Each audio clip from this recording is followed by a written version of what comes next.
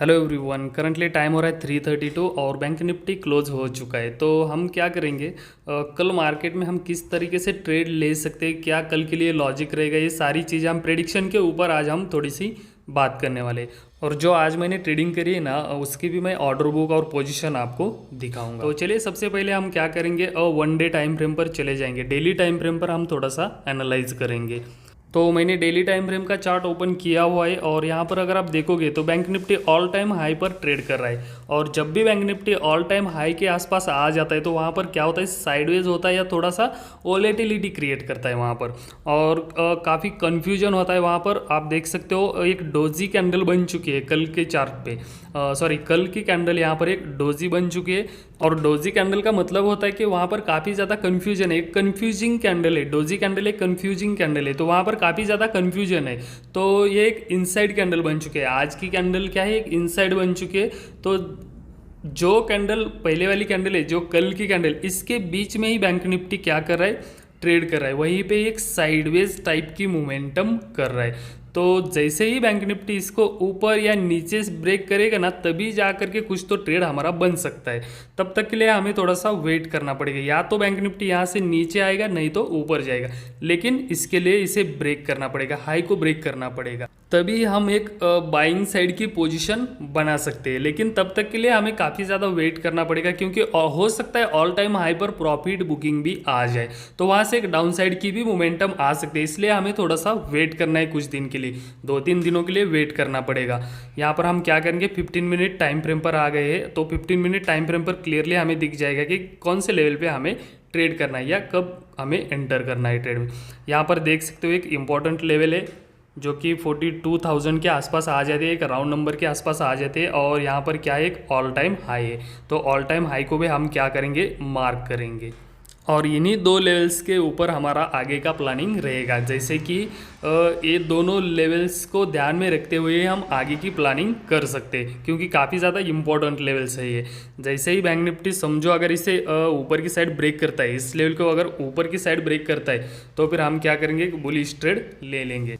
क्योंकि अगर ऊपर की साइड ब्रेक होगा तो हम समझ जाएंगे कि यहाँ पर फ्रेश बायर्स आ चुके हैं। लेकिन अगर ये नीचे ब्रेक करता है तो हमारा यहाँ पर क्या होगा, एक बेयरिश ट्रेड बनेगा। नीचे की साइड ब्रेक क्यों करेगा और कब करेगा, क्योंकि ऑल टाइम हाई पे है मार्केट। तो हो सकता है कई लोग यहाँ पर अपना प्रॉफिट बुक करेंगे। काफ़ी ज़्यादा लोगों के पोर्टफोलियो जो है वो ग्रीन में दिख जाएंगे और काफ़ी लोग यहाँ से प्रॉफिट बुकिंग करेंगे। और जैसे ही बैंक निफ्टी 41,900 के लेवल को ब्रेक डाउन करेगा, तभी जा करके हमारा एक सेल साइड का ट्रेड बनेगा, एक बेयरिश ट्रेड यहाँ पर बन सकता है। तो इसलिए दोनों लेवल्स जो है हमारे लिए काफ़ी ज़्यादा इंपॉर्टेंट है। हो सकता है कल परसों या आने वाले 1-2 दिनों में ब्रेक कर जाए, लेकिन जब ब्रेक करेंगे तभी जा करके हम यहाँ पर ट्रेड में एंटर कर सकते हैं। लेकिन फिलहाल तो यही दिख रहा है कि बैंक निफ्टी यहाँ पर क्या हुआ है, साइडवेज टाइप की मोमेंटम कर रहा है। काफ़ी ज़्यादा कन्फ्यूजन है यहाँ पर। और इंडिया विक्स भी काफ़ी लो हो गया है, लगभग 15 के आसपास इंडिया विक्स चल रहा है।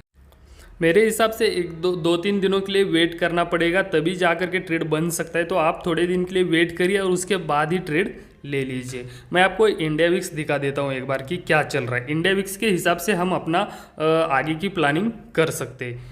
ओके, मैंने इंडिया विक्स लगा लिया है अपनी वॉच लिस्ट में। आप देख सकते हो यहाँ पर 15 के आसपास इंडिया विक्स चल रहा है। तो इसका मतलब काफ़ी कम है इंडिया विक्स, मतलब 17-18 के आसपास जब इंडिया विक्स चलता है ना, तो हमारे लिए बेटर रहता है ट्रेड लेने के लिए। और ये सिचुएशन कब आएगी, जब बैंक निफ्टी इस रेंज को ब्रेकआउट करेगा। जैसे ही बैंक निफ्टी से ऊपर या नीचे की साइड ब्रेक करेगा, तभी जाकर के इंडिया विक्स बढ़ सकता है और हमारे लिए एक ट्रेड बन सकता है। अच्छे खासे ट्रेड्स हमें उसके बाद ही मिल सकते हैं, एक ट्रेंड हमारा वहाँ से डिसाइड होगा। तो 17-18 के आसपास जब इंडिया विक्स रहता है, उसी समय हमें ट्रेड लेना काफ़ी ईजी हो जाता है, क्योंकि मूवमेंट काफ़ी बढ़िया सी मिल जाती है। लेकिन ये कब होगा, जैसे ही बैंक निफ्टी ऊपर या नीचे ब्रेक करेगा, तभी जाकर के हमारा ट्रेड बनेगा। जब इस रेंज के बाहर निकलेगा बैंक निफ्टी, तभी जाकर के इंडिया विक्स भी बढ़ सकता है।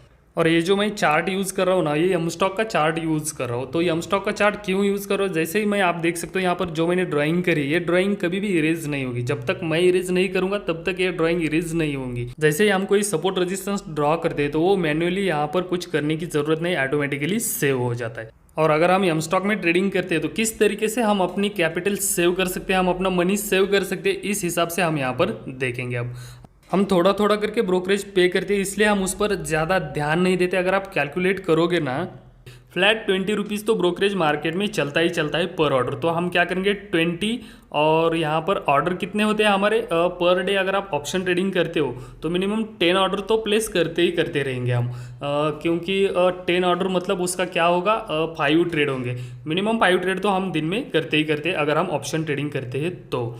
अगर आप यम स्टॉक के साथ ट्रेडिंग करते हो तो आप ईयरली 48,000 तक सेविंग कर सकते हो। मतलब इतना ब्रोकरेज आप ईयरली पे कर रहे हो, और इतने के हम अगर यम स्टॉक के साथ अगर अकाउंट ओपन करवाते हो तो इतने हम सेविंग कर सकते, लगभग 48,000 तक की सेविंग हम कर सकते। मैं एक बार आपको जीरो ब्रोकरेज के प्लान्स दिखा देता हूँ यम स्टॉक के। जैसे कि आप देख सकते हो 999 का एक प्लान है और 149 का एक प्लान है, दो प्लान्स है इनके पास। अगर आप 149 का प्लान लेते हो तो उसमें आपको जीरो ब्रोकरेज किस में मिलेगा, जैसे कि आप देख सकते हो डिलीवरी, म्यूचुअल फंड्स और आईपीओ में आपको जीरो ब्रोकरेज मिल सकता है। लेकिन इंट्राडे, करेंसी और कमोडिटी फ्यूचर ऑप्शन करते हो तो उसमें आपको पर ऑर्डर 20 रुपीज़ पे करना पड़ेगा, जैसे कि अदर ब्रोकर्स चार्ज करते उसी प्रकार से आपको यहाँ पर पे करने पड़ेगी। लेकिन अगर आप 999 का प्लान लेते हो तो लाइफ टाइम के लिए आपके पास ब्रोकरेज फ्री बन जाएगी। जैसे कि आप देख सकते हो डिलीवरी करो, इंट्राडे करो, फ्यूचर ऑप्शन करो, करेंसी करो, कमोडिटी करो या आईपीओ को अप्लाई करो, ऑल सेगमेंट में आपको किसी भी प्रकार की ब्रोकरेज पे करने की ज़रूरत नहीं है। और no trades limit, no order limit, चाहे जितने भी ट्रेड्स आप दिन में करो आपको एक भी रुपीज़ ब्रोकरेज नहीं लगेगा। चलिए कुछ और जान लेते हैं हम स्टॉक के बारे में। जैसा कि मैंने ऑलरेडी आपको बोला हुआ है कि जीरो ब्रोकरेज है, ऑल सेगमेंट में 999 एक बार आपको पे करने हैं और उसके बाद आपको ऑल टाइम के लिए ब्रोकरेज फ्री हो जाएगा, लाइफ टाइम के लिए ब्रोकरेज फ्री हो जाएगा। 25 ईयर्स का एक्सपीरियंस है इनके पास और 65,000 से भी ज़्यादा के क्लाइंट्स है, और जिनमें से 73% एक्टिव क्लाइंट्स है। और यहाँ पर नो ब्रोकरेज, जीरो ब्रोकरेज और एमटीएफ की जो फैसिलिटी है वो 7.99% से आपको यहाँ पर फंडिंग प्रोवाइड की जाती है। जैसे कि आप देख सकते हो अबाउट 25 लाख की फंडिंग लेते हो तो आपको यहाँ पर 7.99% से आपको इंटरेस्ट लगने वाले, जो कि अदर ब्रोकर्स के पास काफ़ी ज़्यादा होता है। और आप यहाँ पर सारे सेगमेंट्स में ट्रेड कर सकते हो, जैसे कि stock, future option, currency, mutual funds, IPO और एमटीएफ फैसिलिटी भी अभी अभी मैंने आपको बता दी। तो ये सारे सेगमेंट्स में आप ट्रेडिंग कर सकते हो। और एम स्टॉक का प्लेटफॉर्म कुछ इस तरीके से दिखता है, जैसे कि आप देख सकते हो यहाँ पर फ्रंट पेज पे आपको बैंक निफ्टी, निफ्टी और सेंसेक्स देखने को मिल जाएगा, एफआईआई, डीआईएस की एक्टिविटी देखने को मिल जाएगी। साथ ही साथ आपको ग्लोबल इंडेक्सेस भी यहाँ पर देखने को मिल जाएगी, जैसे कि डाउ जोन्स, नैस्डैक, सारे यहाँ पर आपको देखने को मिल जाएंगे। और अगर थोड़ा सा नीचे स्क्रॉल करोगे तो आपको न्यूज़ का ऑप्शन भी मिल जाएगा। एक ही पेज पर आपको सारी चीज़ें यहाँ पर देखने को मिल जाएगी, जैसे कि न्यूज़ के लिए आपको कोई अदर प्लेटफॉर्म यूज़ करने की ज़रूरत नहीं है। यहाँ अपनी पोजीशंस देख सकते हैं, जैसे कि आप देख सकते हो realised PnL, total PnL, unrealised PnL total यहाँ पर देखने को मिल जाता है। साथ ही साथ आप यहाँ पर पोर्टफोलियो को भी ट्रैक कर सकते हो अपने। उसके बाद अपने अकाउंट में फंड कितना है वो सारा फंड भी यहाँ पर एक ही क्लिक में आपको देखने को मिल जाता है। देख सकते हो आप यहाँ पर फंड भी देख सकते हो। और अगर आपको फंड अपने अकाउंट में ऐड करना है, अगर अपने अकाउंट में फंड ऐड करना है तो आपको यूपीआई और साथ ही साथ नेट बैंकिंग का भी ऑप्शन मिल जाता है।